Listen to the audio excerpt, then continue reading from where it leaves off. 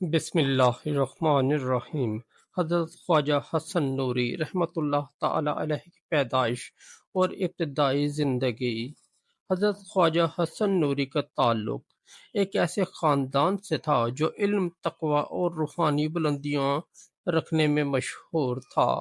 آپ کی پیدائش ایک چھوٹے سے گاؤں میں ہوئی جہاں اسلامی روایات کی پاسداری کو زندگی کا حصہ سمجھا جاتا تھا۔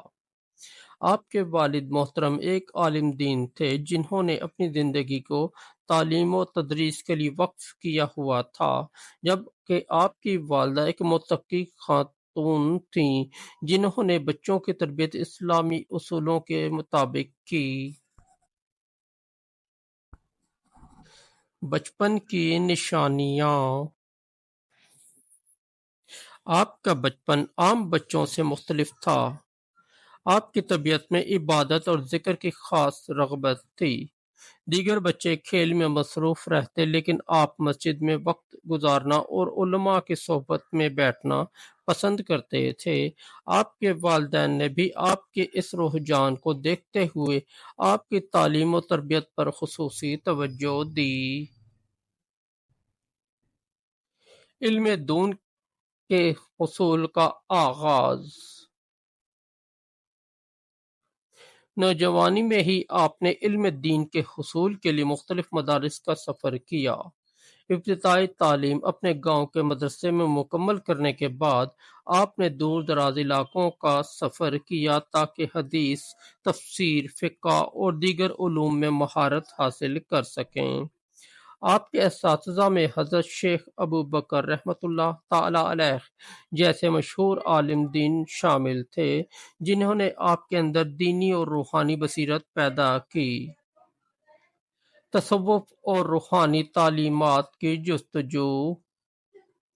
آپ کی زندگی کا ایک اہم موڑ اس وقت آیا جب آپ نے تصوف کی جانب رجحان محسوس کیا۔ آپ نے مشہور صوفی بزرگ حضرت عبد القادر جیلانی رحمۃ اللہ تعالی علیہ کی تعلیمات کو گہرائی سے سمجھا اور ان کے نقش قدم پر چلنے کا عزم کیا۔ آپ کی روحانی تربیت میں ذکر، فکر، مراقبہ اور عبادت کا خاص مقام تھا۔ آپ کا ماننا تھا کہ دل کی پاکیزگی کے بغیر اللہ کی رضا ممکن نہیں۔ زہد و تقوی کی زندگی۔ حضرت خواجہ حسن نوری نے دنیاوی لذات کو ترک کر کے ایک سادہ اور زاہدانہ زندگی اختیار کی۔ آپ نے اپنی ضروریات کو کم سے کم رکھا اور اپنی زندگی کو دوسروں کی خدمت اور عبادت کے لیے وقف کر دیا۔ آپ کے مریدین اور شاگرد آپ کے اس طرز زندگی سے بے حد متاثر تھے اور آپ کو اپنی زندگی کا رول ماڈل مانتے تھے۔ خانقاہ کا قیام۔ آپ نے اپنے علاقے میں ایک خانقاہ قائم کی جہاں لوگ روحانی سکون کے لیے آتے تھے۔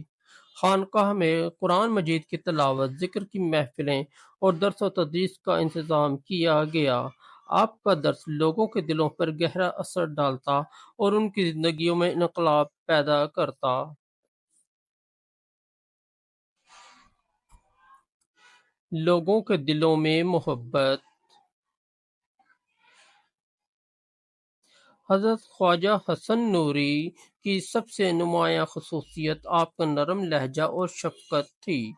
آپ ہر ایک کے ساتھ محبت اور عاجزی سے پیش آتے، چاہے وہ امیر ہو یا غریب، مسلم ہو یا غیر مسلم۔ آپ کی باتیں دلوں کو نرم کر دیتیں اور لوگ آپ کی مجلس سے کبھی خالی ہاتھ نہ لوٹتے۔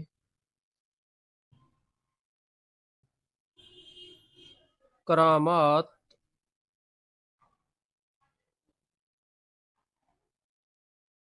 آپ کی زندگی میں کئی کرامات کا ذکر ملتا ہے۔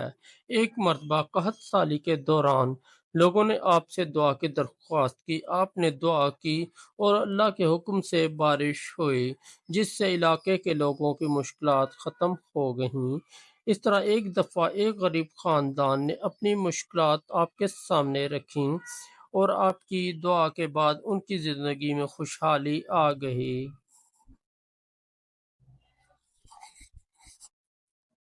آخری ایام۔